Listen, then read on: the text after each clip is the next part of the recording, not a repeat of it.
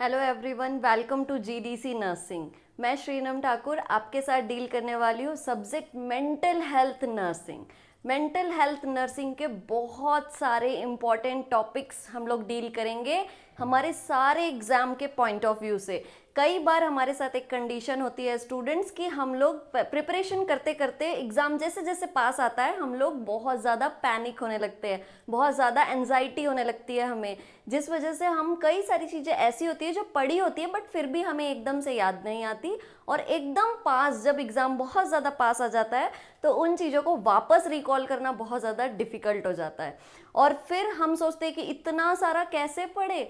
तो आज हम सब मिलकर, हमारा पूरा जीडीसी का टीम, आप सब नर्सिंग कॉम्पिटिटर्स के लिए, सारे ही कैंडिडेट्स के लिए, सारे एग्ज़ाम्स के लिए हमने एक बहुत इम्पॉर्टेंट, एक बहुत ही अच्छा एक ऑफ़र कह सकते हैं, एक बहुत अच्छा अपॉर्चुनिटी सभी के लिए लेकर आए हैं, जिसे हम कह रहे हैं एक्सप्रेस, नॉर्सेट एक्सप्रेस या फिर एग्ज़ाम एक्सप्रेस, आप सभी नाम दे सकते हैं, जिसमें हम स्पेशली नॉर्सेट से रिलेटेड क्वेश्चंस, उससे रिलेटेड पॉइंट्स, उससे रिलेटेड सिलेबस, वैसे तो जो भी सिलेबस नॉर्सेट से रिलेटेड है वो ऑल ऑफ द एग्ज़ाम सभी में वो सिलेबस कवर हो ही रहा है, वो सारे टॉपिक्स हमारे सारे एग्जाम्स में कवर हो रहे हैं। तो स्टूडेंट्स, कॉम्पिटिटर्स, आप लोग हो जाइए रेडी, आपको बिल्कुल टेंशन लेने की ज़रूरत नहीं है।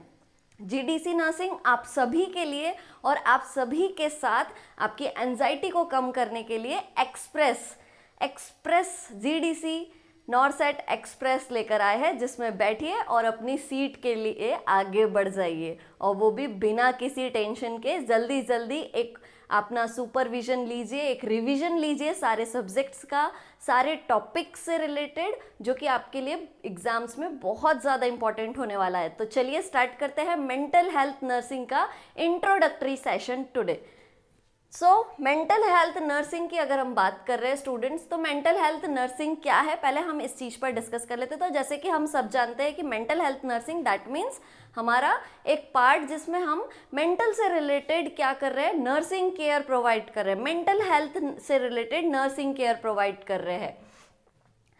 जैसे कि मैंने आपको बोला एक्सप्रेस, तो ये है आपका नर्सिंग, नॉर्सेट से रिलेटेड, सारे एग्जाम से रिलेटेड एक हमारे यहाँ जीडीसी नर्सिंग में एमसीक्यूज प्रेजेंट है। आप चाहो तो आप बिल्कुल इसको ले सकते हो, जो कि बहुत ही मिनिमम प्राइस में है।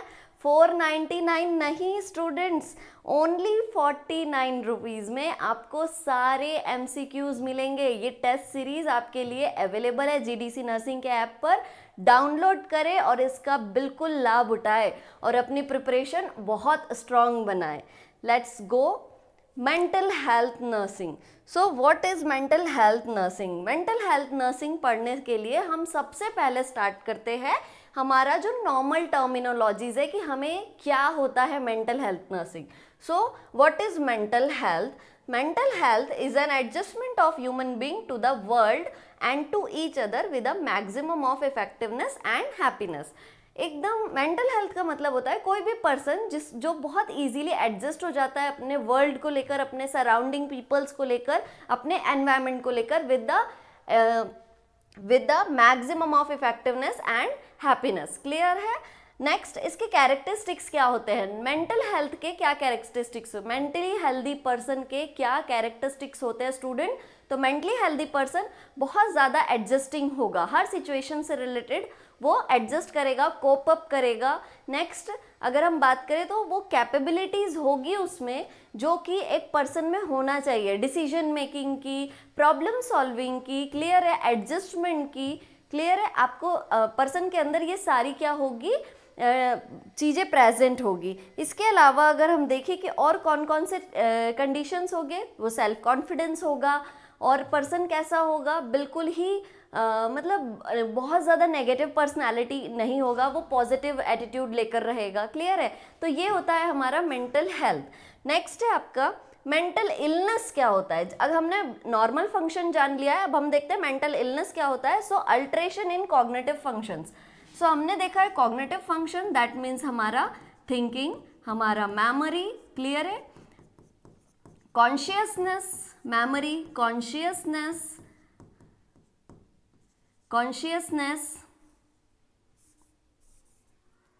Thinking, memory, consciousness. Next judgement हो गया आपका। ये सारे जो भी कॉग्निटिव फैक्टर्स हमने साइकोलॉजी में देखे हैं, memory, attention, concentration, consciousness, judgement, insight, ये सारे प्रॉब्लम्स, ये सारे फंक्शंस में किसी भी तरह का डिस्टर्बेंस अगर क्रिएट हो रहा है तो हम उसे क्या बोलते हैं? Mental illness. नेक्स्ट है आपका word that is psychiatry. Psychiatry क्या होता है? तो psychiatry it's a branch of medicine जो किस पर फोकस करता है? ये एक मेडिसिन का ब्रांच है जो किस पर फोकस करता है? Diagnosis, treatment and prevention of mental, emotional and behavioural disorder. Clear है? जो किस पर फोकस करता है? Mainly mental, emotional and behavioural disorders पे। नेक्स्ट हम देखते हैं psychology. What is psychology? Scientific study of human behaviour. Scientific study of human behaviour. Scientific study of human behaviour का मतलब क्या होता है? Psycho means mind, logy means की स्टडी करना, माइंड का स्टडी करना। माइंड का स्टडी दैट मीन्स हमारे कॉग्निटिव फैक्टर्स का स्टडी करना। नेक्स्ट अगर हम साइकोलॉजी की बात कर रहे हैं तो साइकोलॉजी मेनली डिपेंड करती है हमारे ब्रेन और हमारे माइंड पर। तो ब्रेन क्या होता है? ब्रेन जो है ये एक हमारा ऑर्गन है, हमारे नर्वस सिस्टम का एक ऑर्गन, एक कॉन्क्रीट ऑर्गन है जो कि वाकई में हमारे पास प्रेजेंट है, एक मतलब वास्तविक है। क्लियर है? नेक्स्ट अगर हम बात करें माइंड क्या है, तो ये एक एब्स्ट्रैक्ट कंपोनेंट है हमारे नर्वस सिस्टम का जो कि हमारी एज के साथ साथ ग्रो अप होता है। क्लियर है?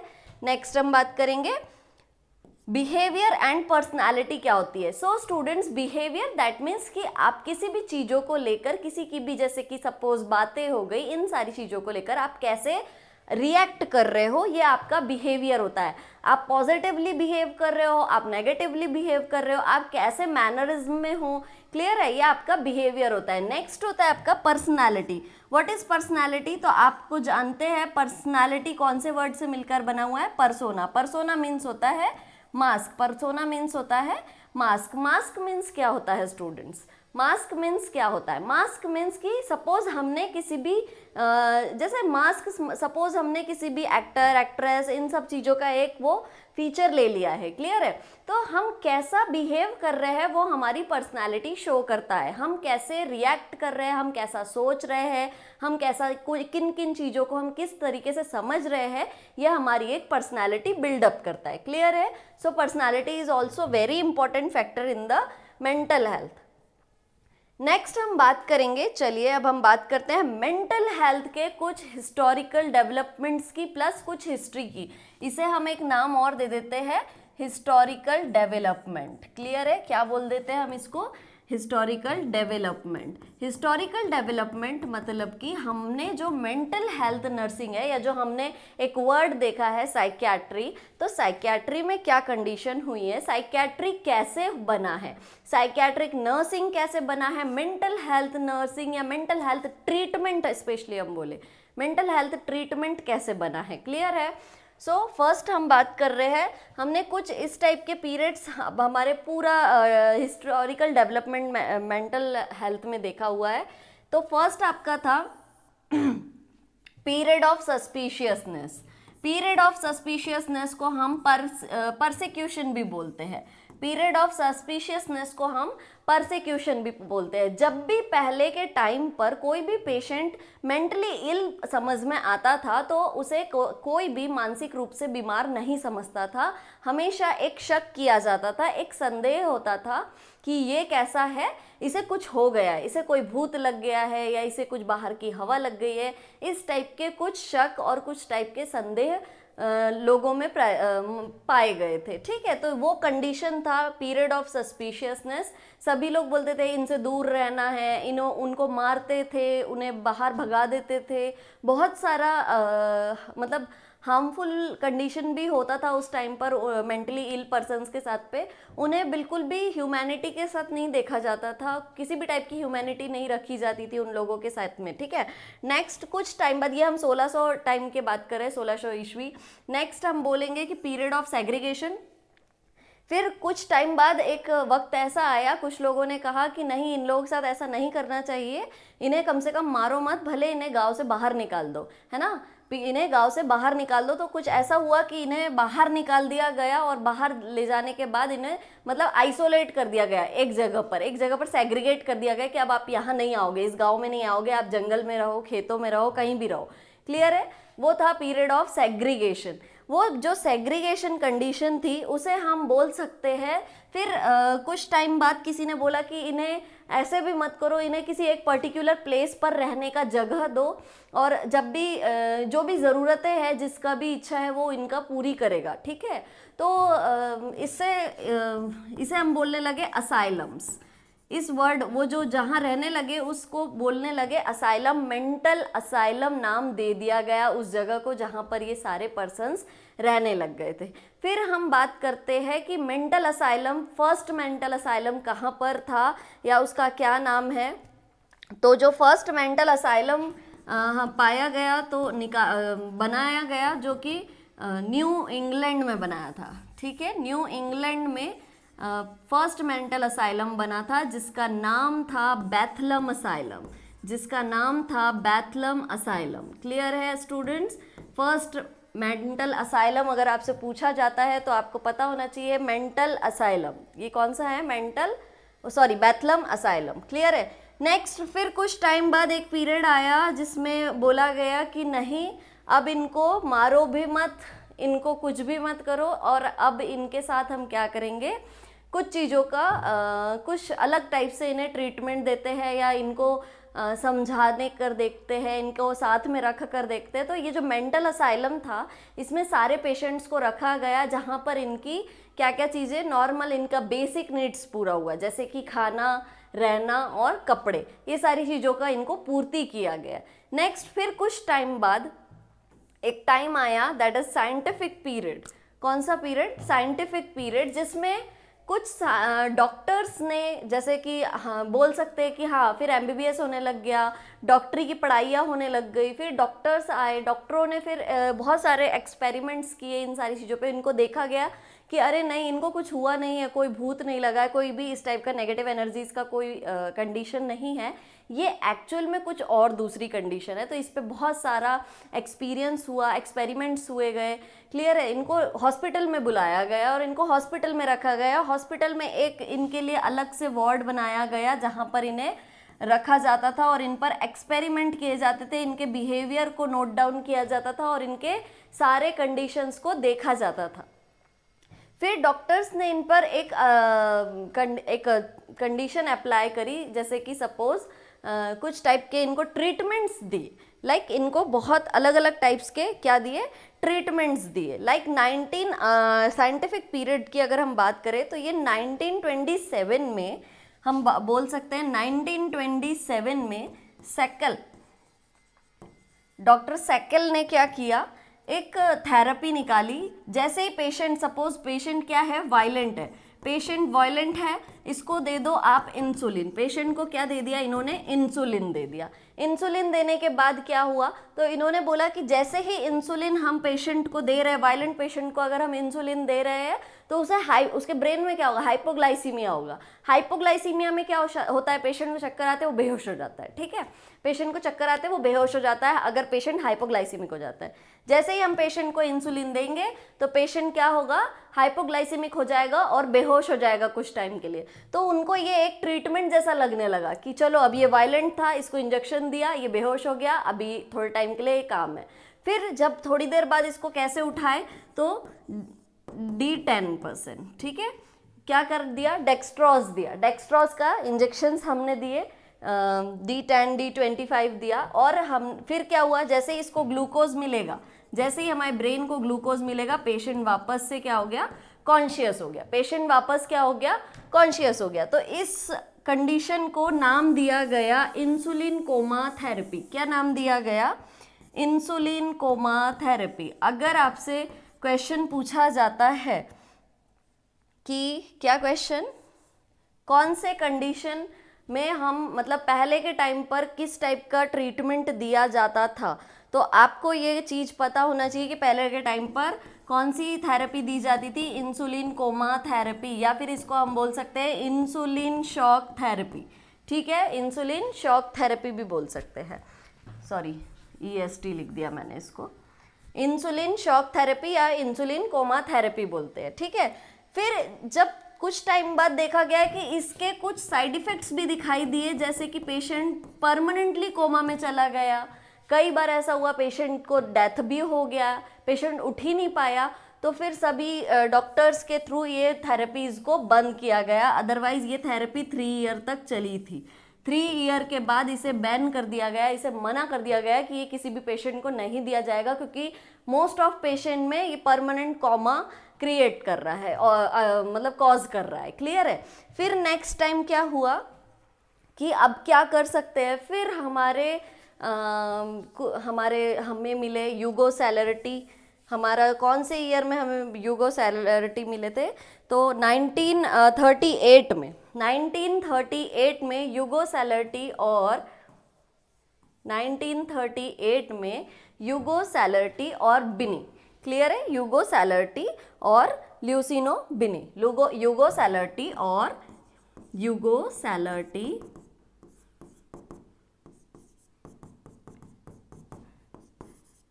ल्यूसिनो बिनी, दो डॉक्टर्स, दो साइंटिस्ट, इन्होंने एक कंडीशन देखी कि इन्होंने जो वार्ड हम साइंटिफिक पीरियड में बनाए गए थे, जिसमें हम क्या कर रहे थे, सभी में पेशेंट्स को रख रहे थे, है ना। सभी में क्या थे, पेशेंट्स थे जो कुछ एबनॉर्मल एक्टिविटीज़ में दिखाई दे रहे थे। इनमें से कुछ पेशेंट क्या हो रहे थे, खुद से ठीक हो जा रहे थे। तो वो कैसे, एकदम से उनका बिहेवियर नॉर्मल जैसा भी हो रहा था। तो वो कैसे हो रहा था स्टूडेंट्स, तो देखा गया कि उनके अंदर कन्वल्जन आ रहे थे। कुछ पेशेंट्स में कन्वल्जन आ रहे थे और कन्वल्जन आने के बाद वो ठीक हो जाते थे। तो ये कंडीशन कैसे हुई कि पेशेंट को कन्वल्जन आ रहा है और वो ठीक हो जा रहा है, थोड़े टाइम के लिए उसका बिहेवियर कैसा हो रहा है, नॉर्मल प्रिटेंड हो रहा है। तो फिर यूगो सैलर्टी एंड ल्यूसिनो बिनी ने सोचा कि क्यों ना ये कन्वल्जन जो आ रहे हैं ये हम बाहर से दें। क्लियर है। हम बाहर से कन्वल्जन दें जिससे पेशेंट का बिहेवियर मॉडिफाई हो सके या नॉर्मल हो सके कुछ टाइम के लिए। क्लियर है। तो इसको एक ट्रीटमेंट के थ्रू लिया उन्होंने। तो उन्होंने देखा कि अब हम क्या कर सकते हैं अगर हमें बाहर से देना है तो उन्होंने इलेक्ट्रो कन्वल्सिव थेरेपी, कौन सी थेरेपी, इलेक्ट्रो, बाहर से एक मशीन का इन्वेंशन किया, एक मशीन में जिसमें 2 इलेक्ट्रोड्स प्रेजेंट थे और ये इलेक्ट्रोड्स बाय टेम्पोरली यूज़ किए जा रहे थे। बाय टेम्पोरली हम क्या कर रहे थे, इलेक्ट्रोड्स को ब्रेन में, हमारे हेड पर। क्लियर है। अब कहाँ लगाना देख रहे थे, तो अगर हम इसका साइट पूछे तो हमारा जो आई है, इसका जो आउटर सेंथस है और हमारा जो ईयर का ट्रैगस है, यहाँ से हम एक इमेजनरी लाइन ड्रॉ करते हैं और उसके मिड पॉइंट से 2 से 3 सेंटीमीटर ऊपर यहाँ पर हम अपने इलेक्ट्रोड्स को क्या कर रहे हैं, पेस्ट कर रहे हैं और फिर ईसीटी दे रहे हैं। तो फिर उन्होंने क्या किया, कन्वर्जन दिए, मतलब बाहर से आर्टिफिशियल कन्वर्जन दिए इलेक्ट्रिक मशीन के थ्रू। क्लियर है। जिसको नाम पड़ गया क्या, ईसीटी या फिर इलेक्ट्रोशॉक थेरेपी या फिर इलेक्ट्रो कन्वल्सिव थेरेपी। क्लियर है। इलेक्ट्रोशॉक थेरेपी पहले बोला गया, फिर बाद में समझा कि नहीं हम तो कन्वर्जन दे रहे हैं, तो हमने नाम रख दिया, मतलब इन्होंने नाम रखा ईसीटी, इलेक्ट्रो कन्वल्सिव थेरेपी। जिससे क्या हो रहा था, पेशेंट के अंदर कुछ इलेक्ट्रिकल इम्पल्सेस जा रहे थे जो पेशेंट की ब्रेन एक्टिविटीज़ को चेंज कर रहे थे, जिसके कुछ साइड इफ़ेक्ट्स भी नज़र आए। जो हम डायरेक्ट ईसीटी दी जा रही थी, पहले कैसे ईसीटी दी जा रही थी, तो ईसीटी देने के टाइम पर पहले कैसा, यूगो सैलर्टी ने एक प्लान किया था कि पहले पेशेंट को क्या करना है, एनबीएम रखना है।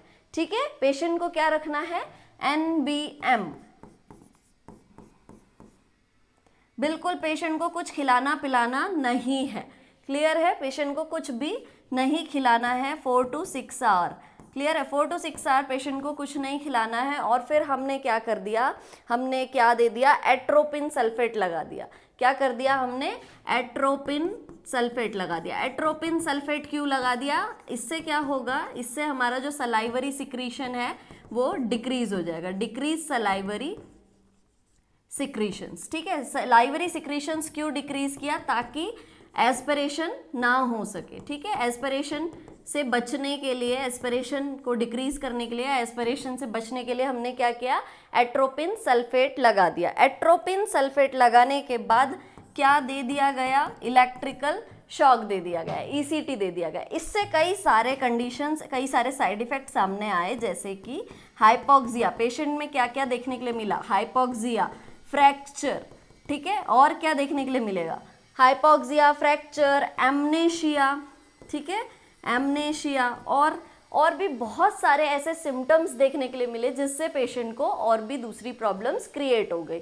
तो फिर कुछ डॉक्टर्स ने बोला कि नहीं, इसे क्या करना चाहिए, चेंज करना चाहिए, हमें पेशेंट को कुछ ऐसी टेक्निक से ट्रीट करना चाहिए जिससे पेशेंट क्या हो सके, नॉर्मल हो सके और उसे ये सारे प्रॉब्लम्स को फेस ना करना पड़े। जैसे कि पेशेंट अगर सपोज ये इस टाइप से ईसीटी दे रहे थे तो पेशेंट नेक्स्ट टाइम नहीं आ रहा था, क्यों, क्योंकि उसे क्या हो रहा था, एंजाइटी हो रहा था, पेशेंट डर रहा था और फिर वो ईसीटी नहीं ले रहा था। फिर क्या किया गया, डॉक्टर्स के द्वारा ईसीटी का प्लान क्या कर दिया गया, चेंज कर दिया गया। कैसे चेंज कर दिया गया, तो प्रोसेस तो यही था पेशेंट को देने का, लेकिन सबसे पहले क्या कर रहे थे, एनबीएम पर रख रहे थे, सेम प्रोसेस।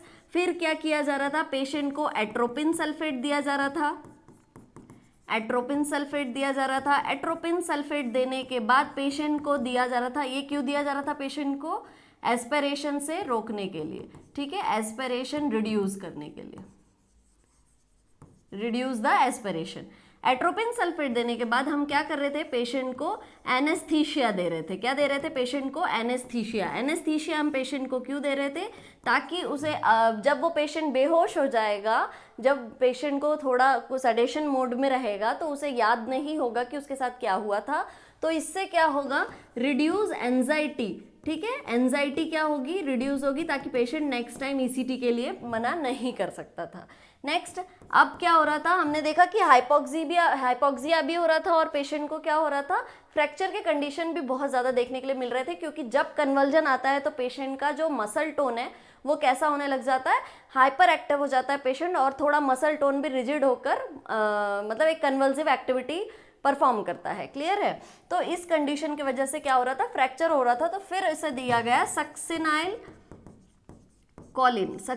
कॉलिन देने लगे, जो क्या कर रहा था, जो एक मसल रिलैक्सेंट का काम कर रहा था। अब क्या हो रहा है, मसल रिलैक्स्ड हो गई है, मसल क्या हो गई है, रिलैक्स्ड हो गई है। मसल रिलैक्स्ड हो गई है तो फिर अब आपको फ्रैक्चर नहीं हो सकता है, या फ्रैक्चर होने का खतरा नहीं है। फिर अब आपका कौन सा कंडीशन बचा, हाइपोक्सिया का, जिसमें आपको ऑक्सीजन का कमी हो रहा था।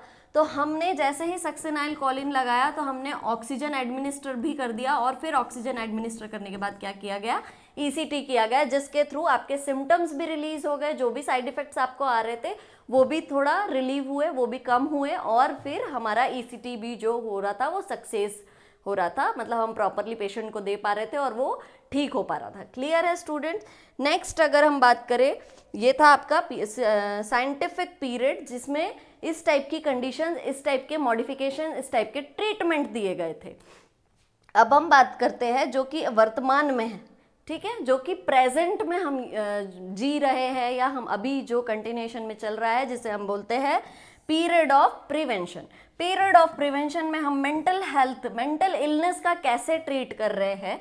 तो अब हमारे पास फार्माकोलॉजिकल ट्रीटमेंट भी है, कई सारे मेडिसिन्स है जिसके थ्रू क्या हो रहा है, ट्रीटमेंट प्रोवाइड हो रहा है, ठीक है। फार्माकोलॉजिकल ट्रीटमेंट भी है, फार्माकोलॉजिकल ट्रीटमेंट के थ्रू क्या किया जा रहा है, दवाइयों से भी पेशेंट को ठीक किया जा रहा है। तो अगर यहाँ पर अगर हम दवाइयों की बात कर रहे हैं स्टूडेंट्स, तो मैं आपको बता दूं कि 1952 में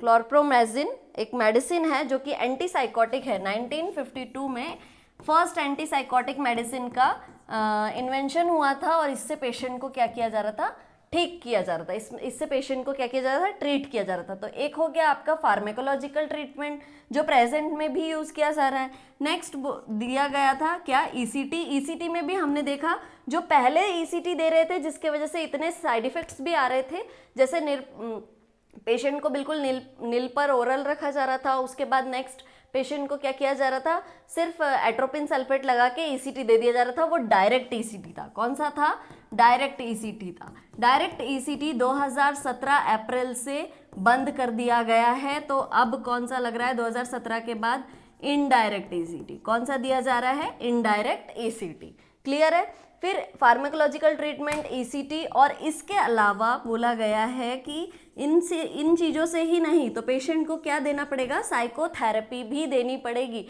पेशेंट को बिठा के काउंसल करना पड़ेगा, उसकी बातें सुनना पड़ेगा, उनकी चीज़ों को समझना पड़ेगा, वो क्या चाह रहे हैं वो देखना भी पड़ेगा, और उनका बिहेवियर भी असेस करना पड़ेगा। क्लियर है? तो फिर इस टाइप से प्रेजेंट के जो प्रिवेंशन है, मतलब प्रिवेंशन का जो पीरियड था, इसमें हम जो अभी भी है, क्लियर है, जिसमें हम मेडिसिन, ईसीटी और साइकोथेरेपी के थ्रू पेशेंट को क्या कर रहे हैं? ट्रीट कर रहे हैं। ओके स्टूडेंट्स, तो ये था आपका हिस्टोरिकल डेवलपमेंट जो कि बहुत पुराने टाइम से लेकर, एंशियंट टाइम से लेकर अभी तक के चला आ रहा है। क्लियर है आपको ये सारी कंडीशंस? तो चलिए हम आगे बढ़ते हैं। इसके बाद अगर हम बात करें हमारे साइकोलॉजी या साइकेट्रिक के बहुत इम्पॉर्टेंट पार्ट की, जो कि बहुत सारे क्वेश्चंस बहुत सारे एग्जाम्स में पूछा जाता है कि हाँ ये कौन थे, इन्होंने क्या इन्वेंट किया, इनका क्या अपना कंट्रीब्यूशन रहा है साइकेट्रिक में। तो हम बात करें फर्स्ट फादर ऑफ साइकोलॉजी कौन थे? Sigmund Freud father of psychology थे। इन्होंने बहुत सी थ्योरीज हमें दी है जो कि हमारे किस पे बेस कर रही है? हमारे जन्म से लेकर हमारे मरने तक जो भी हमने एक एज क्रॉस करी है उनसे रिलेटेड एक बिहेवियर, एक पर्सनालिटी शो करती है। ठीक है। Next, father of modern psychology. ठीक है, फादर ऑफ मॉडर्न साइकोलॉजी कौन है? William would. Next, father of modern psychiatry.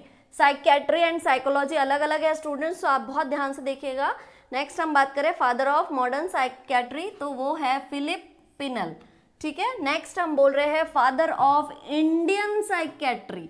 Indian psychiatry जो कि अभी भी प्रेजेंट है, मतलब बोल सकते हैं कि अभी भी जो हम बोल सकते हैं फादर ऑफ इंडियन साइकेट्री कौन है? तो डॉक्टर विद्यासागर दीवान। क्लियर है? डॉक्टर विद्यासागर दीवान। नेक्स्ट हम बात कर रहे हैं father of American psychiatry. Father of American psychiatry कौन है? Benjamin rush. कौन है? Benjamin rush. और आपको बता दूं फर्स्ट टेक्स्ट बुक किसी ने लिखी थी साइकेट्री की? फर्स्ट टेक्स्ट बुक साइकेट्री की आपकी है किसने? बेंजामिन रूश ने। नेक्स्ट है the word psychiatry was coined bye John Christian reel. ठीक है, जॉन क्रिश्चियन रील ने ये साइकेट्री वर्ड हमें दिया था। Next, first psychiatric nurse. Most important MCQs आपसे पूछा जाता है कई बार, ये एमसीक्यूज हमारे क्वेश्चंस ये बहुत सारे एग्जाम्स में आया है। फर्स्ट साइकेट्रिक नर्स, तो स्टूडेंट वो है लिंडा रिचार्ड। क्लियर है? नेक्स्ट हम देखते हैं important achievements in nursing. Nursing के क्या क्या इंपॉर्टेंट अचीवमेंट रहे हैं मेंटल हेल्थ नर्सिंग में? तो हम बात करें 1956 की। 1956 में नीमहंस में 1 ईयर डिप्लोमा होता था मेंटल हेल्थ नर्सिंग। नीमहंस बहुत बड़ा एक इंस्टीट्यूट है, आप सभी जानते हैं मेंटल हेल्थ नर्सिंग का। नेक्स्ट, 1965 में मेंटल हेल्थ नर्सिंग को as a subject BSc nursing में ऐड किया गया authorised by INC, Indian nursing council के द्वारा। कहाँ? मेंटल हेल्थ नर्सिंग को बीएससी नर्सिंग में ऐड किया गया, इसका इम्पोर्टेंस समझा गया और देखा गया कि इंडिया में भी बहुत सारे ऐसे कंडीशंस है, ऐसे इलनेस है जिसको पढ़ना और जानना बहुत ज़्यादा ज़रूरी है। नेक्स्ट, 1975 में इस पर मेंटल हेल्थ नर्सिंग पर एमएससी नर्सिंग स्टार्ट हो गया, जो सबसे पहले आरएके कॉलेज राजकुमारी अमृत हाँ यही कॉलेज का नाम है, राजकुमारी अमृत कौर कॉलेज, न्यू दिल्ली में है अभी भी, जिसमें एमएससी नर्सिंग मेंटल हेल्थ में सबसे पहले स्टार्ट हुआ था। नेक्स्ट, 1986 में आईएनसी ने मेंटल हेल्थ नर्सिंग को किसमें इन्वॉल्व कर दिया गया? हमारे general nursing and midwifery, GNM के कोर्स में भी हमारा कौन सा subject? Mental health nursing start हो गया। क्लियर है स्टूडेंट्स? नेक्स्ट हम बात करते हैं मिसकंसेप्शन अबाउट मेंटल इलनेस। ये तो आप सभी बहुत अच्छे से जानते हैं कि मेंटल इलनेस से रिलेटेड बहुत सारे मिथ्स है। क्लियर है? जैसे कि मेंटल इलनेस का कोई इलाज नहीं है। ठीक है, मेंटल इलनेस किसी का बाहर से कुछ किया गया, कुछ तंत्र इस टाइप का कुछ भी है ना, आज भी कई जगहों पर इससे रिलेटेड कोई भी अवेयरनेस नहीं है या पर्सन को जानना नहीं चाहता है मेंटली ट्रीटमेंट के बारे में, उससे रिलेटेड थेरेपीज़ के बारे में और उससे रिलेटेड बहुत सारी जो न्यू टेक्नोलॉजीज़ हुई है उन सब चीज़ों के बारे में, ठीक है। इसके अलावा और क्या मिथ्स है या मिसकंसेप्शन है कि मेंटल इलनेस बहुत लंबे समय तक चलता है, इससे पर्सन ठीक नहीं हो सकता और वापस आने के बाद भी वो वापस फिर से मतलब हमारा नॉर्मल लाइफ नहीं जी सकता है। इसके अलावा और क्या बोला गया है कि मेंटल इलनेस एक बुरी नज़र है, बिजार बिहेवियर है, विचित्र टाइप का है ना, सॉरी। नेक्स्ट, इसके अलावा बोला गया है कि मेंटल इलनेस जिसको भी हो जाता है वो क्या हो जाता है, सुसाइड अटेम्प्ट कर लेता है। तो ये भी बहुत ज़्यादा गलत बात है, ऐसा कोई कंडीशन नहीं है। आज के टाइम पर साइकेट्रिक में बहुत सारे अच्छा, बहुत बेटर ट्रीटमेंट है जो कि क्या कर रहा है, सोसाइटी में वापस उस पर्सन को ले जाने के लिए ऐसी थेरापीज़ भी, ड्रग्स मतलब मेडिसिन के साथ साथ, ट्रीटमेंट के साथ साथ ऐसी थेरापीज़ भी दे रहा है पर्सन को, ऐसी सपोर्टिव थेरापीज़, फैमिली थेरापीज़ दे रहा है पर्सन को कि उसको कोई भी प्रॉब्लम ना हो सके, वो इजीली हमारे सोसाइटी में एडजस्ट कर ले। लेकिन ये सोसाइटी पीपल्स का भी एक रिस्पॉन्सिबिलिटी है कि उस पर्सन को नॉर्मली एक्सेप्ट करे, क्योंकि अगर आप नॉर्मली एक्सेप्ट नहीं करेंगे तो उसे और भी बहुत सारा प्रॉब्लम्स हो सकता है आपके बिहेवियर की वजह से। क्लियर है? चलिए नेक्स्ट अब हम देखते हैं मेंटल डिसऑर्डर क्या होता है। चलिए अब हम बात कर रहे हैं मेंटल डिसऑर्डर क्या होता है। तो मेंटल डिसऑर्डर में सबसे पहले हम देखते हैं दो टाइप के मेंटल डिसऑर्डर्स हमारे पास साइकेट्रिक में प्रेजेंट होते हैं, दैट इज साइकोसिस और the next one is neurosis. Next one is neurosis, साइकोसिस एंड न्यूरोसिस। क्या होता है साइकोसिस? अगर आपका इनसाइट प्रेजेंट है, ठीक है, अगर आपका इनसाइट प्रेजेंट है तो वो साइकोसिस नहीं है। अगर आपका इनसाइट एब्सेंट है तो वो साइकोसिस कंडीशन है। दैट मीन्स कि पेशेंट, जैसे कि डिलीरियम, पेशेंट को पता नहीं है कि उसे क्या हो रहा है, पेशेंट को एक्सेप्ट नहीं कर रहा है कि उसे क्या हो रहा है। क्या आप बोल रहे हो कि आपको ऐसा लग रहा है आपके साथ कुछ प्रॉब्लम हो रही है या आप बीमार हो, मेंटली मानसिक रूप से आपको कुछ फील हो रहा है कि आप बीमार हो? पेशेंट बोलेगा नहीं, मैं बिल्कुल ठीक हूँ, पागल तो आप हो। तो ये कंडीशन होती है साइकोसिस कंडीशन, जहां पर क्या हो रहा है, इनसाइट एब्सेंट है, पेशेंट एक्सेप्ट नहीं कर रहा है कि उसे कोई प्रॉब्लम है। क्लियर है? नेक्स्ट कंडीशन कौन सी है? न्यूरोसिस, जिसमें क्या है, आपका जो इनसाइट है वो प्रेजेंट है। इनसाइट क्या है? प्रेजेंट है। पेशेंट को पता है कि हाँ उसे कुछ तो हो रहा है, कुछ प्रॉब्लम्स उसके नॉर्मल बिहेवियर में आ रही है, that the condition of neurosis. Clear है? जिसमें हम बहुत सारे डिसऑर्डर्स पढ़ते हैं, जैसे कि सीजोफ्रेनिया हो गया, ठीक है, आपका डिप्रेशन हो गया, मेनिया हो गया, ठीक है, डिप्रेशन हो गया, आपका मेनिया हो गया। ये सारे कंडीशंस हमने इस प्रॉब्लम्स में देखा हुआ है, ठीक है। नहीं, हम सॉरी, न्यूरोसिस में सीजोफ्रेनिया और डिप्रेशन नहीं पढ़ते हैं, न्यूरोसिस दूसरा कंडीशन है। साइकोसिस का ही एक कंडीशन है जिसे हम बोलते हैं फंक्शनल साइकोसिस, ठीक है। एक होता है ऑर्गेनिक साइकोसिस, एक होता है फंक्शनल साइकोसिस। तो फंक्शनल साइकोसिस में हम सीजोफ्रेनिया, ठीक है, डिप्रेशन और मेनिया देखते हैं, ठीक है। ये कंडीशन है जो जहां पर पेशेंट बिल्कुल भी, आप देखोगे सीजोफ्रेनिया के बहुत सारे पेशेंट आपको मिलेंगे आपके हर गांव में, हर शहर में 2-3 लोग तो आपको, 1-2 लोग ऐसे मिलेंगे जहां पर आपको वो घूमते हुए, ऑल टाइम वो घूम रहे हैं, ऑल टाइम कुछ भी नीचे का उठा के खा ले रहे हैं, कैसे भी कपड़े पहने हुए हैं, कुछ भी कचरा वचरा सब पकड़ के हाथ में लेकर चल रहे हैं, उन्हें कोई सेंस नहीं है, कहीं पर भी बैठ रहे हैं, कुछ भी खा रहे हैं, नीचे का उठाकर खा रहे हैं, मतलब उन्हें किसी भी टाइप का ऐसा कोई भी कंडीशन अवेलेबल नहीं है उनके पास में कि वो समझ सके कि क्या सही है और क्या गलत है। क्लियर है? तो ये कंडीशन थी साइकोसिस, जहां पर पर्सन को क्या है, इनसाइट एब्सेंट है, पर्सन को नहीं पता है कि उसके साथ क्या कंडीशन हो रही है। न्यूरोसिस, जहां पर इनसाइट प्रेजेंट है, पर्सन जानता है कि हाँ मुझे कुछ प्रॉब्लम्स हो रही है, जैसे कि एंजाइटी डिसऑर्डर, फोबिया, ठीक है, और एंजाइटी डिसऑर्डर, फोबिया और ओसीडी, ये इस टाइप की कंडीशन होती है, ठीक है। नेक्स्ट हम बात करते हैं,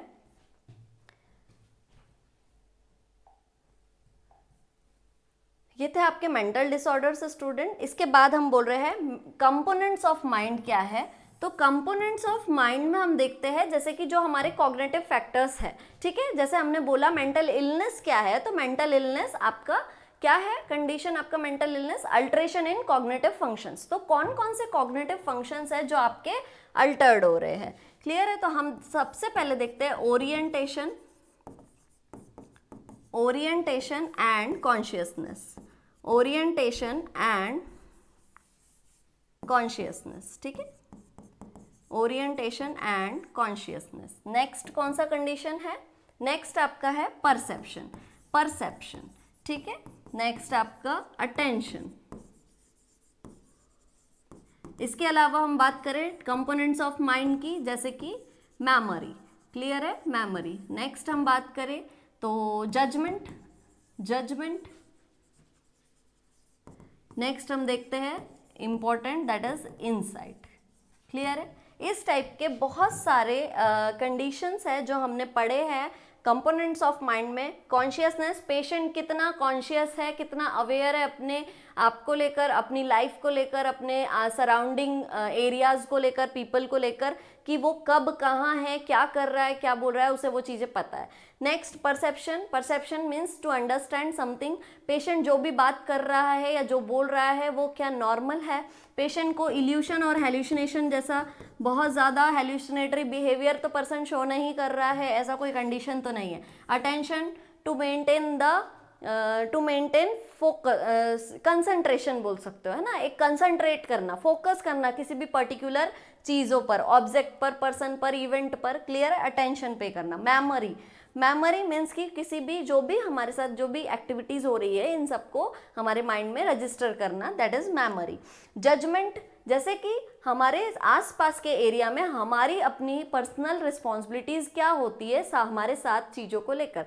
सपोज अगर हम एक सोसाइटी में रहते हैं और हम हर दिन एक गलत एक्ट होते हुए देख रहे हैं, सपोज हमारे गली में डेली कोई लड़ाई कर रहा है, या फिर सपोज कोई आ रहा है, डेली कोई पर्सन आ रहा है और उसके कुछ इंपॉर्टेंट चीज़ें उस हमारी गली में हमारे घर के सामने गिर जाती है, तो हमारे नेक्स्ट डे अगर वो आने वाला है तो उसका हमारा रिस्पॉन्सिबिलिटी क्या होता है, ठीक है। सपोज कहीं पर पे भी हमने किसी का इंपॉर्टेंट डॉक्यूमेंट्स हमें मिला है, तो हमारा उससे रिलेटेड क्या हमारा क्या जजमेंट होना चाहिए, उन डॉक्यूमेंट से रिलेटेड हमारा क्या रिस्पॉन्सिबिलिटी होना चाहिए, क्या हमें उसे फाड़कर फेंक देना चाहिए या उसे एक इंपॉर्टेंट प्लेस तक पहुंचाना चाहिए, ये होता है हमारा जजमेंट। इनसाइट, हमें पता होना चाहिए कि हमारी डेली एक्टिविटी के साथ साथ हमारा बिहेवियर कैसा है और क्या हो रहा है हमारे डेली एक्टिविटी। सपोज अगर मुझे गुस्सा आ रहा है तो मुझे पता होना चाहिए कि मुझे गुस्सा आ रहा है और मेरे गुस्सा कहाँ तक जा रहा है, इसमें क्या प्रॉब्लम हो रही है, ये मुझे इस चीज़ के बारे में पता होना चाहिए।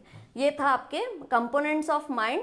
इनसे ही रिलेटेड आपको कुछ भी डिस्टर्बेंस हो रही है, दैट मीन्स आपको क्या हो रहा है, एबनॉर्मल बिहेवियर आप इनसे रिलेटेड शो कर रहे हो, जो कि हमारा, हम किस में पढ़ रहे हैं स्टूडेंट्स, जो कि हम पढ़ रहे हैं हमारे मेंटल इलनेस में। किस में पढ़ रहे हैं? मेंटल इलनेस में। चलिए नेक्स्ट हम बात करते हैं डेवलपमेंट ऑफ पर्सनालिटी की, ठीक है। डेवलपमेंट ऑफ पर्सनालिटी क्या होती है? तो development of personality by birth से लेकर, ठीक है, बर्थ से लेकर हम डेथ तक,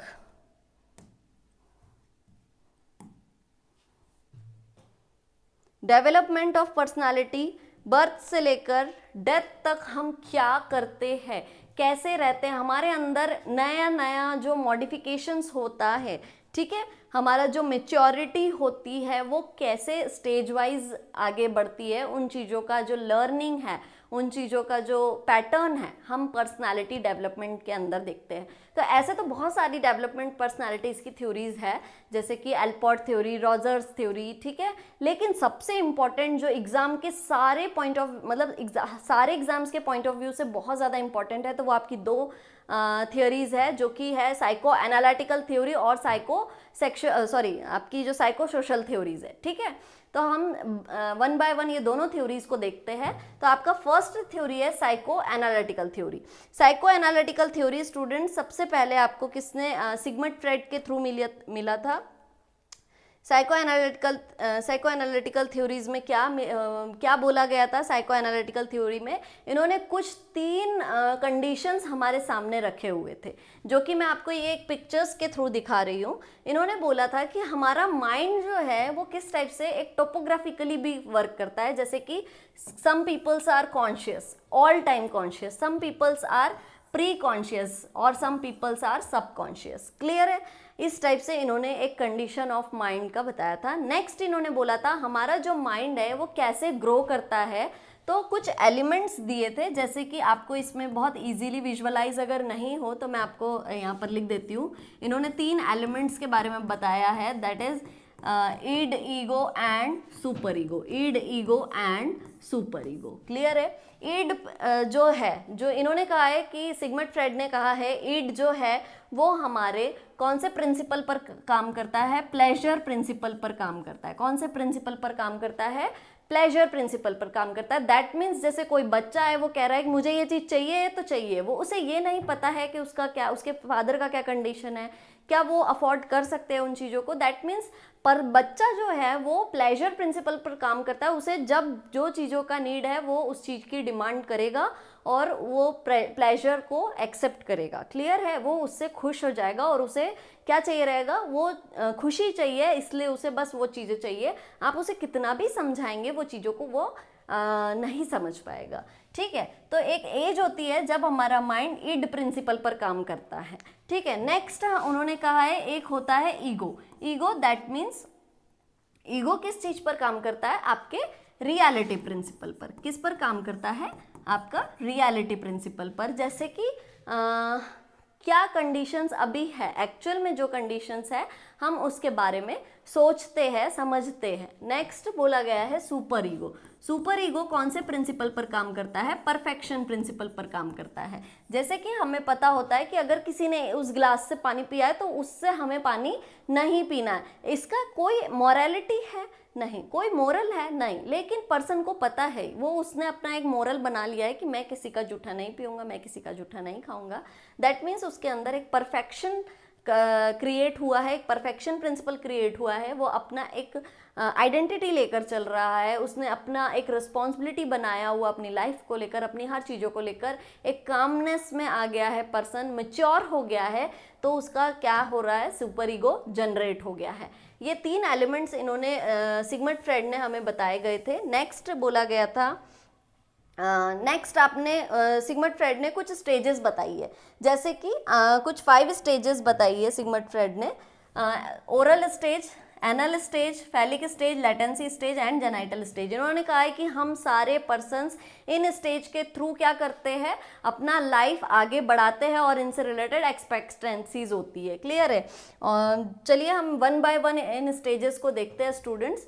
तो फर्स्ट स्टेज बताई गई है हमारी, और इसे हम बोल सकते हैं psychosexual stages of psychosexual therapies. ठीक है?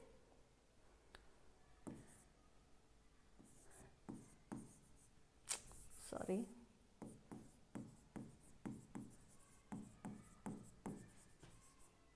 साइकोसेक्सुअल थियोरी भी बोल सकते हैं, स्टेजेस भी बोल सकते हैं, कई बार आपको स्टेजेस के नाम से भी आता है। तो आपका फर्स्ट स्टेज है ओरल स्टेज, जिसमें बच्चा होता है, 0 to 2 ईयर के बच्चे होते हैं, उनके अंदर ये स्टेज देखी गई है।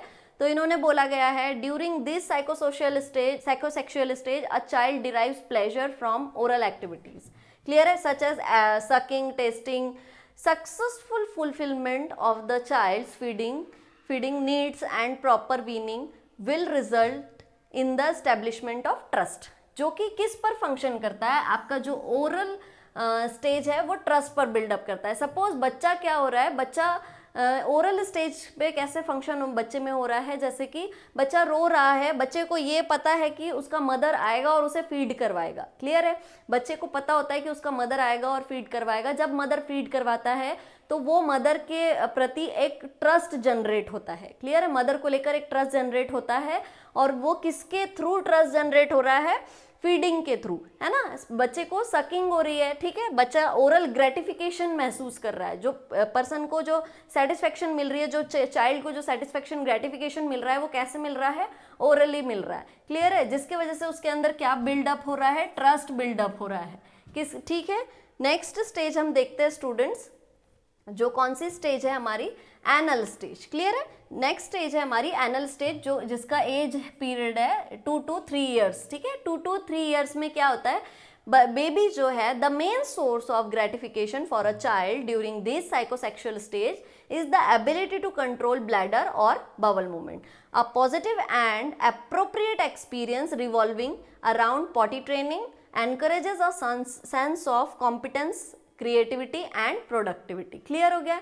इस कंडीशन में क्या हो रहा है, पेशेंट बच्चे के अंदर क्या हो रहा है, अब मदर मतलब सारी कंडीशंस को लेकर बच्चा अब कंट्रोलिंग सीख रहा है, जैसे कि टॉयलेट ट्रेनिंग सीख रहा है। क्लियर है? वो अपने बावल एंड ब्लैडर मूवमेंट को कंट्रोल करना सीखता है। ठीक है, नेक्स्ट अब हम देखते हैं, इसके बाद नेक्स्ट स्टेज है हमारी फैलिक स्टेज। फैलिक स्टेज में क्या हो रहा है, फैलिक स्टेज जो है आपकी 3 to 6 ईयर ओल्ड एज में होती है। Next, during this psychosexual stage the erogenous zone is the genitals. ठीक है, इरोजेनस जोन दैट मीन्स कि जो हमारा जो भी हमारा जेंडर है, जैसे सपोज अगर हम गर्ल है तो हम मेल साइड पर ज़्यादा अट्रैक्ट होते हैं अपने फैमिली बैकग्राउंड में भी, जैसे कि गर्ल बेबी है तो वो पापा से ज़्यादा कनेक्टेड होता है, बॉय बेबी है तो मदर से ज़्यादा कनेक्टेड होता है।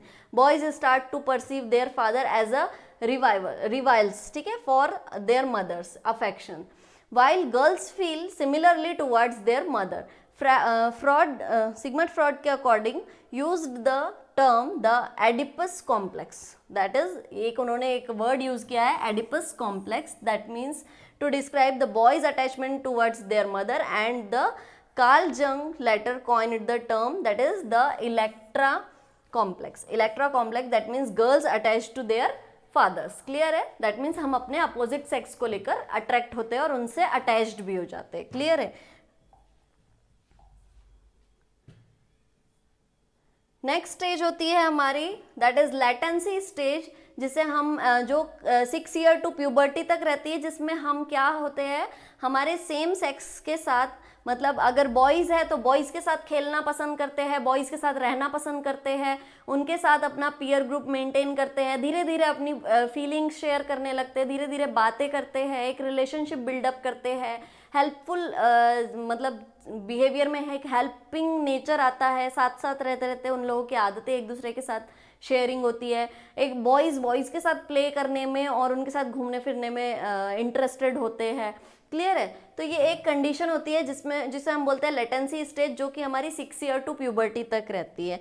नेक्स्ट इन्होंने बोला है, नेक्स्ट स्टेज है आपकी लास्ट स्टेज, जो कि जेनाइटल स्टेज। इस कंडीशन में क्या हो रहा है, पर्सन जो है इंडिविजुअली अगर हम बात करें, चाहे वो मेल हो चाहे फीमेल हो, वो एक फैलिक स्टेज से क्या हो रहा है, आगे बढ़ रहा है और धीरे अब जेनाइटल स्टेज में बढ़ रहा है, जिसमें पर्सन का खुद का अपना एक सेक्सुअल इंटरेस्ट रहता है, पर्सन का अपना एक रिलेशनशिप एस्टेब्लिश करने का एक इंटरेस्ट होता है, प्लस एक रिस्पॉन्सिबिलिटीज़ पर्सन को समझ में आती है इस स्टेज में।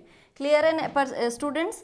नेक्स्ट अब हम बात कर रहे हैं ना, हमारा जो नेक्स्ट थ्योरी है that is psychosocial development theory. Psychosocial development theory किसने दिया था? साइकोसोशल डेवलपमेंट थ्योरी हमारा पास था रिक्सन। ठीक है, रिक्सन के थ्रू। ये किसका थ्योरी है? रिक्सन्स का थ्योरी है। इन्होंने कुछ स्टेजेस बताई गई है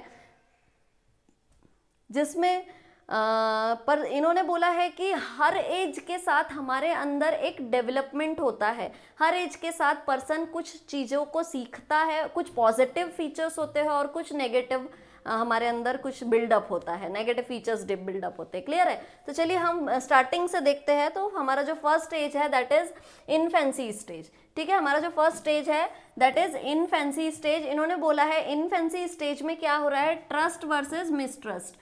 trust versus mistrust. Suppose mother, अगर बच्चा रोता ही रहता है, मदर नहीं आ पाती है, तो बच्चे के अंदर एक मिसट्रस्ट भी जनरेट होता है। ट्रस्ट कैसे जनरेट होता है वो तो हम देखते हैं ओरल ग्रेटिफिकेशन के थ्रू। नेक्स्ट, मिसट्रस्ट भी जनरेट होता है, जिसमें क्या हो रहा है, बच्चा किसी को भी लेकर ट्रस्टवर्थी नहीं रह पाता है।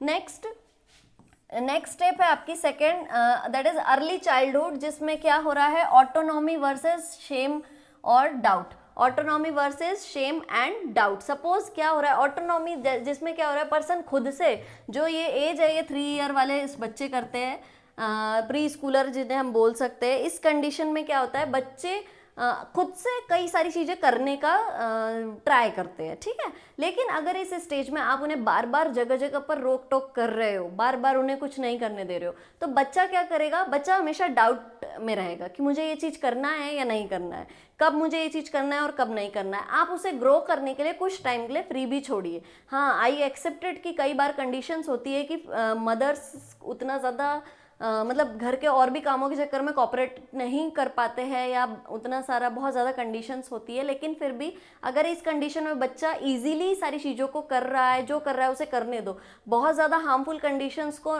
तो हम भी बहुत ध्यान देते हैं, लेकिन फिर भी नॉर्मली अगर बच्चा प्ले कर रहा है कि कोई भी चीज़ों से जो कि हार्मफुल नहीं है, तो बच्चों को खेलने दो, ताकि उसे कॉन्फिडेंस जनरेट हो। ठीक है, बच्चे के अंदर क्या जनरेट हो, कॉन्फिडेंस जनरेट हो। अगर आप उसे बार बार रोकोगे तो बच्चा शेमफुल और डाउटफुल कंडीशन में रहेगा। क्लियर है। नेक्स्ट है आपका प्री स्कूलर कंडीशन। नेक्स्ट कौन सा है आपका, pre Schuler condition. Pre Schuler condition मतलब कि आपका 3 ईयर वाला, यहाँ पर मैंने गलत लिख दिया था। नेक्स्ट प्री स्कूलर कंडीशन, जैसे कि आपका 3 ईयर कंडीशन, जिसमें क्या हो रहा है, प्री स्कूलर 3 to 6 ईयर का बच्चा है जो क्या कर रहा है, इनिशिएटिव्स ले रहा है। ठीक है, क्या कर रहा है बच्चा, इनिशिएटिव्स ले रहा है, मतलब कि अब खुद से कुछ कुछ करने का ट्राई कर रहा है। सब्सट्रैक्शन, ठीक है, ये सारी कंडीशन, चाहे आप मैथमेटिकली बोलिए, चाहे आर्ट से रिलेटेड चीज़ें बोलिए, बच्चा कुछ भी करने के लिए ट्राई करता है। अगर उससे गलत हो रहा है या आप उसे बार बार इग्नोर कर रहे हैं, नेग्लेक्ट कर रहे हैं, तो बच्चे के अंदर एक गिल्ट भी जनरेट होता है। नेगेटिव फीचर और पॉजिटिव फीचर दोनों चीज़ें यहाँ पर बताई गई है। तो बच्चे के अंदर गिल्ट भी एक क्या हो रहा है, जनरेट हो रहा है, जिससे बच्चा हमेशा एक गिल्ट में रहेगा कि अरे मैं कुछ भी करता हूँ तो वो गलती हो जाता है, या मुझसे कोई भी चीज़ें नहीं हो सकती है, मैं कोई भी काम नहीं कर सकता हूँ। क्लियर है। तो ये कंडीशन आपके प्री स्कूलर में होती है। तो हमें क्या करना है इन सब चीज़ों के लिए, हमेशा जो बच्चे हैं उनको एक जैसे ट्रीट करना है। क्लियर है। नेक्स्ट है आपका school age. School age childrens जो होते हैं, स्कूल एज चिल्ड्रन के अंदर industry versus inferiority. Industry versus inferiority, similarly अगर मैं इनकी बात करूं, जैसे कि इनिशिएटिव्स वर्सेस गिल्ट, सेम ये कंडीशन है आपकी इंडस्ट्री वर्सेस इन्फीरियरिटी। हम क्या कर रहे हैं, बच्चों को, जो भी बच्चा कुछ कर रहा है, पढ़ाई पे फोकस कर रहा है, तो पढ़ाई के अलावा, इसके अलावा भी अगर बच्चा कुछ कर रहा है तो हम उसे करने के लिए रोकते हैं। ठीक है, या हम उसे नहीं करने दे रहे। अगर आप स्टार्टिंग से बच्चों को अपना चूज करने देंगे तो यहाँ पर आने के बाद क्या होगा, बच्चा बहुत सारी चीज़ों में अपना आइडेंटिटी खुद ढूंढेगा और उसे क्या करना है उसे वो चीज़ों का समझ आएगा। क्लियर है। बच्चा थोड़ा कॉन्फिडेंस रहेगा, ठीक है, कॉन्फिडेंशियल रहेगा। नेक्स्ट आपका एज है, नेक्स्ट स्टेज है आपका एडोलेसेंट स्टेज, जिसमें बच्चा क्या कर रहा है, identity versus role confusion. Identity versus role confusion, इस स्टेज में क्या हो रहा है, हमें पता होता है कि अब हमें क्या करना है, हमें एक्टर बनना है, हमें सिंगर बनना है, हमें इंजीनियर बनना है, हमें डॉक्टर बनना है, हमें नर्स बनना है। क्लियर है। बच्चे के माइंड में क्लियर होता है कि हमें क्या बनना है। लेकिन अगर हम प्रॉपरली इंडस्ट्री वर्सेस इंफीरियरिटी, ये कंडीशन में भी हर जगह पर रोक है या कोई भी किसी भी टाइप का कॉन्फ्लिक्ट आ रहा है, तो बच्चे को रोल कन्फ्यूजन होगा। क्या कंडीशन होगी, बच्चे के अंदर रोल कन्फ्यूजन होगा। बच्चा नहीं समझ पाएगा कि उसे कौन सा चीजें चूज करना है। ठीक है। नेक्स्ट है आपका यंग एडल्टहुड। यंग एडल्टहुड में क्या हो रहा है, इंटीमेसी एंड आइसोलेशन। ये किस पे फंक्शन कर रहा है, लव पे। क्लियर है, ये किस पे फंक्शन कर रहा है, लव पे। अगर कोई पर्सन है जो रिलेशनशिप में मतलब प्रॉपरली अपना रिलेशनशिप मेंटेन कर रहा है, उसे एक एक्सट्रोवर्ट कम्युनिकेशन है, ठीक है, पर्सन का पर्सनालिटी गुड है, तो वो बहुत जल्दी किसी भी कहीं भी इजीली इंटीमेट कर सकता है, एक आईपीआर मेंटेन कर सकता है। अदरवाइज अगर कोई पर्सन है जो लैक ऑफ कॉन्फिडेंस है, प्रॉपरली बोल नहीं पा रहा है, तो वो धीरे धीरे क्या होता है, आइसोलेट होने लग जाता है कम्युनिटी से। नेक्स्ट हम बात करते हैं मिडिल एडल्टहुड की। मिडिल एडल्टहुड में क्या हो रहा है, बोला गया है मिडिल एडल्टहुड में जेनरोसिटी और स्टैग्नेशन, जेनरोसिटी वर्सेस स्टैग्नेशन का कंडीशन देखा जाता है। जेनरोसिटी मतलब कि पर्सन क्या हो रहा है, अब अपनी फैमिली से रिलेटेड एक इस्टेब्लिश कर रहा है, फैमिली इस्टेब्लिशमेंट के बारे में सोच रहा है, फैमिली प्लानिंग के बारे में सोच रहा है, प्लस फैमिली के रिस्पॉन्सिबिलिटीज़ के बारे में सोचता है, जनरेशन के बारे में सोचता है। और वहीं अगर कोई कंडीशन ऐसा हुआ है, कोई कॉन्फ्लिक्ट आया है, फैमिली से रिलेटेड कोई प्रॉब्लम हुई है, तो वो ड्रग अब्यूज़ करने लग जाता है या गलत आदतें लग जाती है, जिसकी वजह से स्टैग्नेशन का कंडीशन हमने देखने के लिए मिलता है कि वो फैमिली के अलावा और भी गलत आदतों में इन्वॉल्व हो जाता है, मतलब फैमिली में इन्वॉल्व नहीं होता, फैमिली के साथ रहना पसंद नहीं करता है। नेक्स्ट लास्ट स्टेज है दैट इज मैच्योरिटी स्टेज, जिसमें क्या हो रहा है, ego integrity versus despair. Ego integrity versus despair, person क्या कर रहा है, प्रॉपरली मैच्योर हो गया है, अब वो हमारी अपनी लाइफ में बैक साइड देखता है कि उसने अभी तक क्या किया है। ठीक है, अगर उसने बहुत अच्छा लाइफ अपने फैमिली के साथ, अपने पीयर ग्रुप के साथ, अपना ऑफिशियल स्टाफ, ये सारी चीज़ों में मेंटेन किया है, तो वो बहुत अच्छा खुश होता है, उसके अंदर एक ईगो मेच्योरिटी बोल सकते, ईगो इंटीग्रिटी बोल सकते हैं, ये डेवलप होती है। और अगर कोई पर्सन है जिसने बिल्कुल अच्छा लाइफ नहीं बिताया है, हमेशा गलत आदतों में रहा है, तो उसके अंदर क्या होता है, डिस्पेयर का कंडीशन डेवलप होता है। क्लियर है स्टूडेंट? तो ये दो थ्योरीज थी, एक थी आपकी साइको एनालिटिकल थ्योरी और एक थी आपकी साइको सोशल थ्योरीज। क्लियर है? साइको एनालिटिकल थ्योरी जो आपकी सिगमंड फ्रॉइड ने दी हुई है, और जो साइको सेक्सुअल थ्योरी है, साइको सोशल थ्योरी है, वो आपका इरेक्सन ने दी हुई है। ठीक है, नेक्स्ट अब हम बात करते हैं, अगर हम मेंटल इलनेस की बात कर रहे हैं तो मैं आपको एक और चीज़ बता देती हूँ। मेंटल इलनेस में हमेशा सबसे पहले क्या होता है, हम सबसे ज़्यादा सोचते हैं, बहुत ज़्यादा सोच रहे हैं, ओवर थिंक कर रहे हैं या किसी वजह से कर रहे हैं, तो उस कंडीशन को हम बोल सकते हैं दैट इज ग्रीफ। ठीक है, ग्रीफ, किसी भी लव्ड वन को खोने का जो कंडीशन होता है उसे हम बोलते हैं ग्रीफ। अब हम अगर ग्रीफ की बात कर रहे हैं तो दो तरीके के कंडीशंस हमने देखने के लिए मिलते हैं, that is bereavement and mourning. ठीक है, bereavement and mourning. Bereavement, mourning मतलब होता है ways to express the grief, ways to express the, हम कैसे एक्सप्रेस कर रहे हैं। तो ग्रीफ जो एक्सप्रेस किया जाता है, ये एक कुबलर का, जो कुबलर रॉस थे साइंटिस्ट, उन्होंने हमें एक क्या दिया था, एक मॉडल दिया था, उनको उनके अकॉर्डिंग बोला था उन्होंने कि ग्रीफ का जो प्रोसेस है ये कुछ इस टाइप से होता है, दैट इज डाबडा। इन्होंने एक कंडीशन बताई थी, दैट इज डाबडा। डाबडा मीन्स सबसे पहले अगर कोई भी चीज़ें पर्सन ने खोई ही है, लॉस हुआ है, तो वो उस चीज़ के लिए सबसे पहले डिनाइल करेगा। क्लियर है? क्या करेगा? डिनाइल करेगा। डिनाइल करने के बाद क्या होगा, पर्सन बहुत ज़्यादा एंगर शो करेगा, या तो बोल सकते हैं पर्सन को अग्रेसिव बिहेवियर होगा। ठीक है, या पर्सन एंगर शो करेगा। इसके बाद पर्सन बार्गेनिंग करेगा कि नहीं, मेरे साथ ऐसा नहीं हो सकता है, ऐसा पॉसिबल ही नहीं है। फिर कुछ टाइम बाद पर्सन डिप्रेशन में चला जाता है, और ये स्टेज धीरे धीरे प्रोसेस किस में कन्वर्ट होती है, आपकी एक्सेप्टेंस में। तो लास्ट स्टेज होती है आपकी, सॉरी, एक्सेप्टेंस की। ठीक है, लास्ट स्टेज कौन सी होती है आपकी, एक्सेप्टेंस की।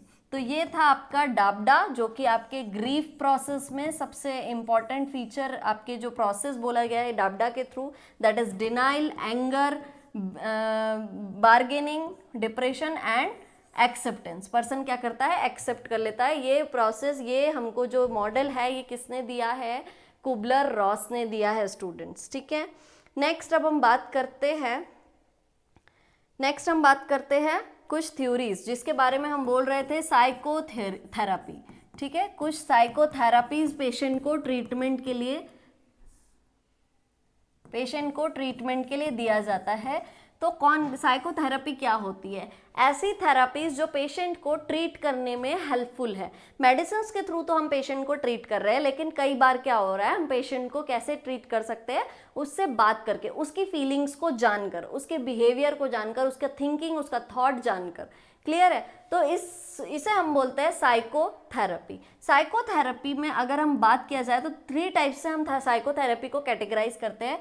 फर्स्ट है आपका सपोर्टिव थेरेपी। सपोर्टिव थेरेपी में क्या हो रहा है, हम पेशेंट का कंडीशन जानकर उसे सपोर्ट कर रहे हैं, दैट मीन्स उसको कुछ मोटिवेशनल कंडीशंस बोल रहे हैं, मोटिवेशनल स्पीच दे रहे हैं, उसे ऐसे ट्रीट कर रहे हैं कि आपको ऐसा नहीं करना है, अदरवाइज ऐसा हो जाएगा। हम उसे सपोर्ट कर रहे हैं, हम उसे मोटिवेट कर उसे ट्रीटमेंट प्रोवाइड कर रहे हैं, जो कि सपोर्टिव थेरेपी कहलाती है। नेक्स्ट, री एजुकेशन। नेक्स्ट होता है आपका री एजुकेटिव थेरेपी। री एजुकेटिव थेरेपी मतलब कि हम पर्सन को उसकी कंडीशन से रिलेटेड एजुकेशन प्रोवाइड कर रहे हैं कि आपको ऐसी प्रॉब्लम्स होती है, इसलिए आपको क्या करना है, ऐसा ऐसा करोगे तो इस टाइप के सिम्टम्स नहीं आएंगे, आप यहाँ से इस तरीके से इसे उठाओगे तो आपको अग्रेशन नहीं होगा। क्लियर है? ये होती है आपकी री एजुकेटिव थेरेपी। नेक्स्ट होता है आपका रिकंस्ट्रक्टिव थेरेपी। रिकंस्ट्रक्टिव थेरेपी क्या होती है? रिकंस्ट्रक्टिव थेरेपी क्या होती है? रिकंस्ट्रक्टिव थेरेपी दैट मीन्स कि अपना जो पर्सनालिटी है वो बिल्डअप करना। पर्सन क्या कर रहा है, यहाँ पर जान रहा है कि पर्सन के अंदर क्या क्या कंडीशन हो रही है, तो वो उस साइड इफेक्ट्स, उस प्रॉब्लम, उन सिम्टम्स से रिलेटेड क्या करता है, पर्सनालिटी बिल्डअप करवाता है। क्लियर है आपको स्टूडेंट्स? तो ये है साइकोथेरेपी। इनके अंदर बहुत सारी साइकोथेरेपीज है, जैसे कि फैमिली थेरेपी, ठीक है, जैसे कि फैमिली थेरेपी हमें देखने के लिए मिलेगी, इंडिविजुअल थेरेपी देखने के लिए मिलेगी। फैमिली थेरेपी में क्या होता है, सपोज कोई पर्सन है जिसे सीजोफ्रेनिया हुआ है, जिसमें मदर को भी सीजोफ्रेनिया है, फादर को सीजोफ्रेनिया है, सन को है, डॉटर को है, तो हमें क्या करना है, अगर हमें इन्हें अलग अलग रख के नहीं ट्रीटमेंट प्रोवाइड करना है, हमें इन्हें साथ में रख के ट्रीटमेंट प्रोवाइड करना है। इससे क्या होगा, इससे पॉजिटिव फीचर्स ये होंगे कि पर्सन एक दूसरे के साथ प्रॉब्लम्स भी शेयर करेंगे और अपना गुड एक्सपीरियंस भी शेयर करेंगे, जिससे क्या होगा, उनका अपना भी एक आईपीआर मेंटेन होगा, अपना भी एक रिलेशनशिप बिल्डअप होगा और वो वहीं के वहीं प्रॉब्लम का सॉल्यूशन निकालने के लिए भी सोचने लगेंगे। Next, individual therapy. Individual therapy दी जाती है मोस्टली सुसाइडल वाले पर्सन्स को और डिप्रेशन वाले पर्सन्स को, कि कोई डिप्रेस्ड है या फिर सपोज एंजाइटी में है, तो हम उन लोगों से बातें करते हैं, पूछते हैं इंडिविजुअली कि 1 by 1, मतलब 1 person to 1 person, no another person is there. Clear है? इससे क्या होता है, पर्सन कॉन्फिडेंशियल रहता है कि हम उसकी बातें किसी को बताएंगे नहीं, और पर्सन भी कॉन्फिडेंशियल होता है, हम भी कॉन्फिडेंशियल होते हैं, पर्सन इजीली अपनी फीलिंग्स को हमें शेयर कर सकता है। इसके अलावा हिप्नोटिक थेरेपी। हिप्नोटिक थेरेपी में क्या होता है कि हम कुछ ऐसे पर्सन को रिलैक्स करते हैं और फिर उसे क्या करते हैं, हम कई सारे उसकी एक्सपीरियंस पूछते हैं, पहले उसको फुली रिलैक्स्ड होने के लिए बोलते हैं, एक ड्रीम कंडीशन में जाता है पेशेंट, थोड़ा सेमी कॉन्शियस हो जाता है, फिर हम उससे क्वेश्चंस अराइज करते हैं, पेशेंट उसका आंसर देता है। ठीक है, तो इस टाइप की बहुत सारी थेरेपीज है, जैसे कि बिहेवियरल थेरेपी, उसमें हम क्या करते हैं, पेशेंट का बिहेवियर चेकआउट करके बिहेवियर को मॉडिफाई करने के लिए बोलते हैं। Group therapy. ग्रुप थेरेपी में क्या हो रहा है, यहाँ एक पैनल बैठा हुआ है, यहाँ आपका काउंसलर है, यहाँ पेशेंट्स है जो कि ठीक भी हो गए हैं और कुछ जो अभी एडमिट हुए। ठीक है, इसमें क्या हो रहा है, मतलब ये एक ही डिसीज वाले पेशेंट है, ये हमेशा याद होना चाहिए। ग्रुप थेरेपी में एक ही डिसऑर्डर वाले पेशेंट होंगे, तो जिसमें क्या होगा, जो थोड़ा बहुत अच्छा हो रहा है, ठीक है, जो थोड़ा रिकवर हो रहा है, वो हमेशा बताएगा कि मेरे को पहले ऐसा होता था, अब मुझे ऐसा होने लगा है, अब मैं थोड़ा ठीक होने लगा हूँ, पहले मैं ड्रग अब्यूज़ करता था, फिर बाद में ये ट्रीटमेंट मिला, फिर मैं अब धीरे धीरे नॉर्मल होने लगा हूँ। तो इससे क्या होगा, जो पेशेंट करंटली एडमिट हुआ होगा उसे एक होप जनरेट होगा, उसे एक अच्छा फील आएगा कि वो भी ठीक हो सकता है। इसके थ्रू क्या करेगा, वो अपने तरफ से भी कुछ इनिशिएटिव्स लेगा ठीक होने के लिए। क्लियर है स्टूडेंट? तो ये था आपका साइकोथेरेपी। साइकोथेरेपी से रिलेटेड कुछ बातें जो कि बहुत ज़्यादा इंपॉर्टेंट होती है हमारे एग्जाम के पॉइंट ऑफ व्यू से। आई होप आपको समझ में आई हो स्टूडेंट्स। हम लोग नेक्स्ट सेशन में मिलेंगे और आप बिल्कुल डरिए मत, बहुत अच्छे से अपना प्रैक्टिस करिए, बहुत अच्छे से अपना प्रिपरेशन करिए और इस नॉर्सेट एक्सप्रेस पे बिल्कुल जल्दी से यात्री बनकर सफ़र तय करिए अपनी सीट को लेकर।